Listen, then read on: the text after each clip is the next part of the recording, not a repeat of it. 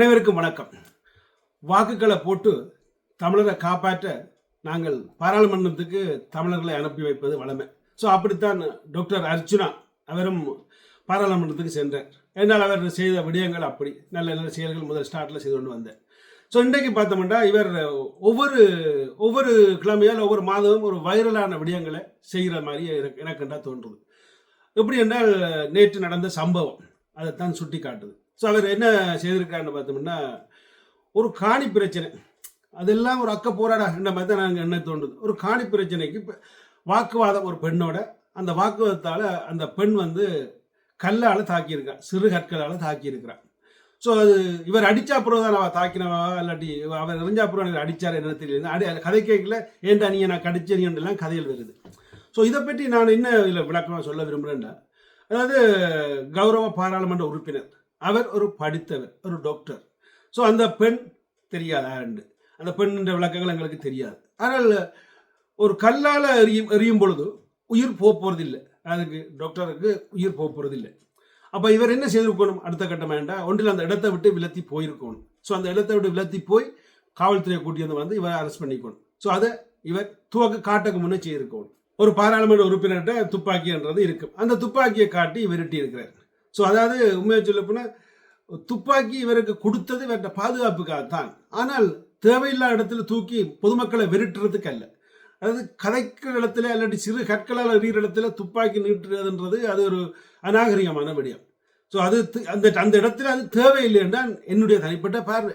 ஏனென்றால் பொதுமக்கள் பலர் கேள்விகளை கேட்பார்கள், அதுக்காக கோவப்பட்டு எல்லாத்துக்கும் துப்பாக்கி தூக்கியலாது. ஸோ அப்போ இவர் அந்த துப்பாக்கியை எதற்கு பாவிக்கணுமெண்டா, ஆறேர் ஒரு ஆள் கூர்மையான ஆயுதங்களால் இவர் தாக்க வந்தார், இல்லாட்டி 10 பேர் சேர்ந்து ஓடி வந்து இவர் அடிக்க வந்தார், அப்படி இல்லாட்டி இவருக்கு வேறு ஆபத்துகள் வந்தார். ஸோ இந்த பெண் இந்த சம்பவத்தை பார்க்கும் பொழுது இந்த பெண்ணால் உயிருக்கு ஆபத்து இல்லை இவருக்கு, ஆனால் இவருக்கு ஒரு காயங்களும் ஏற்பட்டிருக்கலாம், அதில் மாற்றுக்கிறது இல்லை. அந்த காயங்களுக்கு அவர் கேஸ் போட்டு ஜெயிலுக்கு தள்ளியாச்சு இப்போ. ஆனால் இவர் அதை துப்பாக்கியை அநாகரிகமாக காட்டின, அந்த அரசாங்க துப்பாக்கியை அநாகரிகமாக காட்டினது நிச்சயமாக என்ற பார்வையில் அது தவறு. ஸோ இங்கே ஒரு காவல்துறை கூட ஜெர்மனிலையோ இல்லாட்டி ஐரோப்பாலையோ எந்த ஒரு பொதுமக்களுக்கும் உடனே கொண்டு துப்பாக்கி நீட்ட மாட்டாங்க. ஸோ அந்த பொதுமகன் என்ன வச்சிருக்கிறான், என்ன பொருள் வச்சிருக்கிறான், என்ன ஆயுதம் வச்சிருக்கிறான், ஸோ கூர்மையான ஆயுதங்கள் வச்சுக்கானா, இல்லாட்டி துப்பாக்கி தான் வச்சுக்கானா, அப்படியே தான் உடனே துப்பாக்கியில் நீட்டுவாங்க. ஸோ அதை அடுத்த கட்டமாக பார்ப்பாங்க. ஸோ அதை இவர் செய்ய தவறிவிட்டார். ஸோ அடுத்தது இந்த பெண் செய்ததும் தப்பு தான், கல்லால் எறிஞ்சது தப்பு. அதாவது ஒரு கௌரவ பாராளுமன்ற உறுப்பினர் அவருக்கு நாய் எறிஞ்ச மாதிரி கல்லால் நாங்கள் எறிகிறது உண்மையில் அப்படின்னா அது தப்பான ஒரு செயல்.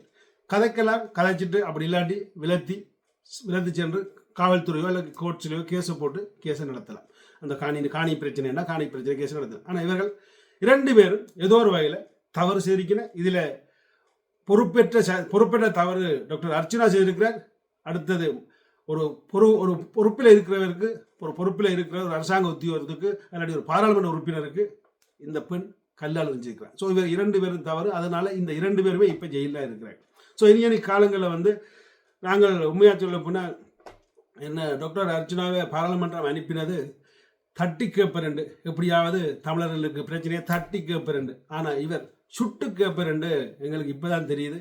உண்மையாக சொல்ல போனால் தமிழர்களை சுட்டு கேட்குற அளவுக்கு, தமிழர்களை விரட்டுற அளவுக்கு இந்த துப்பாக்கி பயன்படுமெண்டா நிச்சயமாக என்ன பொறுத்தவரையில் இந்த துப்பாக்கி இவருக்கு தேவையில்லைன்னு சொல்லுவேன். ஏன்னா இவர் துப்பாக்கி இருக்கின்றதை காட்டுறதுக்காக அதை செய்தாரா இல்லாட்டி என்னத்துக்காக செய்தாருன்னு எனக்கு தெரியல.